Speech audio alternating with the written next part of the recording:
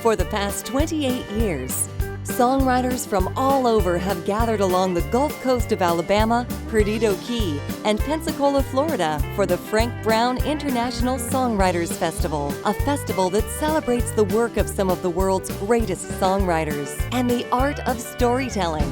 It's a special gift to write music, and we got a chance to sit and ask the industry's most sought-after writers and musicians an important question.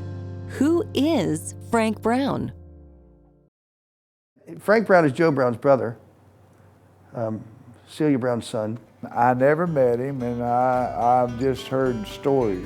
The old janitor that used to clean up. I never knew Frank. I probably met him, but years ago when I come to the Alabama, I was just...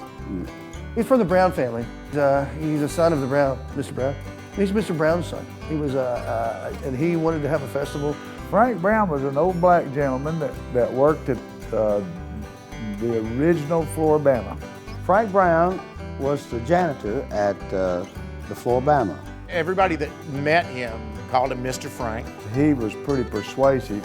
He was this huge, looming guy, always wore a gun, and they never had a fight because Mr. Frank just go around and okay, boys, time to calm down now, y'all move on out. So Frank was the patron saint of the Floribama. I've heard people reminisce about him, and when they do that, you wouldn't think that he was the janitor at all.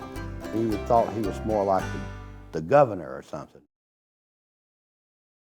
Floribama was first built the night before it opened. Some hooligans from down the street that had a kind of a bar and a riverboat came and burned it down. And so when they rebuilt it, they hired night watchmen to be here because it was in the middle of nowhere. So Mr. Frank and originally another person would come at closing time and stay inside, locked up until the next day.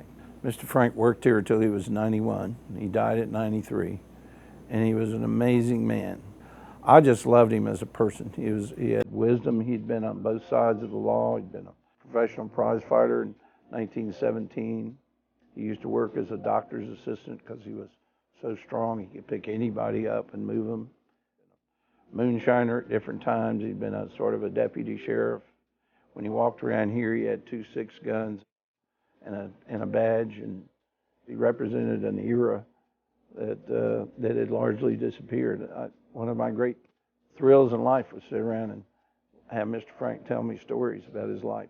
I know he endeared himself to the people at the Floribama, and so when they named the first festival, they named it after him. I'm sorry I didn't get to meet him and know him, but I understand that he was a very caring, loving, and powerful individual. You know, he was just a delight as an individual.